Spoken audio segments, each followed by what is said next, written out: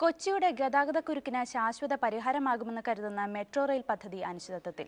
പദ്ധതിക്ക് കേന്ദ്ര സഹായം അനുവദിക്കാനാവില്ലെന്ന ആസൂത്രണ കമ്മീഷന്റെ നിലപാടാണ് മെട്രോ റെയിലിനെ അനിശ്ചിതത്വത്തിൽ ആക്കുന്നത്. 3048 കോടിയുടെ പദ്ധതിക്ക് സർവേ നടപടികൾ മിക്കവാറും പൂർത്തിയായിരുന്നു. ആലുവ മുതൽ തൃപ്പൂണിത്തുറ വരെ 25 കിലോമീറ്റർ ദൈർഘ്യത്തിലാണ് മെട്രോ റെയിൽ ഉദ്ദേശിക്കുന്നത്. 24 സ്റ്റേഷനുകൾ.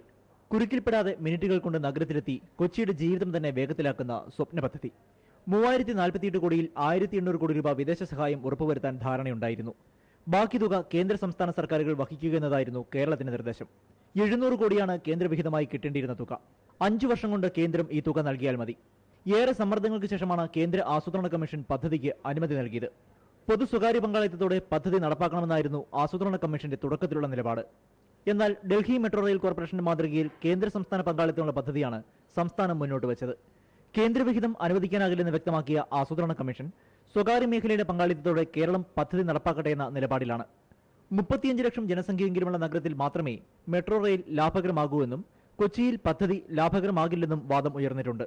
പണം അനുവദിക്കുന്ന കാര്യത്തിൽ കേന്ദ്രത്തിന്റെ മനം മാറുമെന്ന് പ്രതീക്ഷിച്ച് സർവേ മിക്കവാറും പൂർത്തിയാക്കി അടിസ്ഥാന സൗകര്യങ്ങൾ ഒരുക്കാൻ പ്രത്യേക ഉദ്യോഗസ്ഥനെ നിയമിച്ച് കാത്തിരിക്കുകയാണ് കേരളം.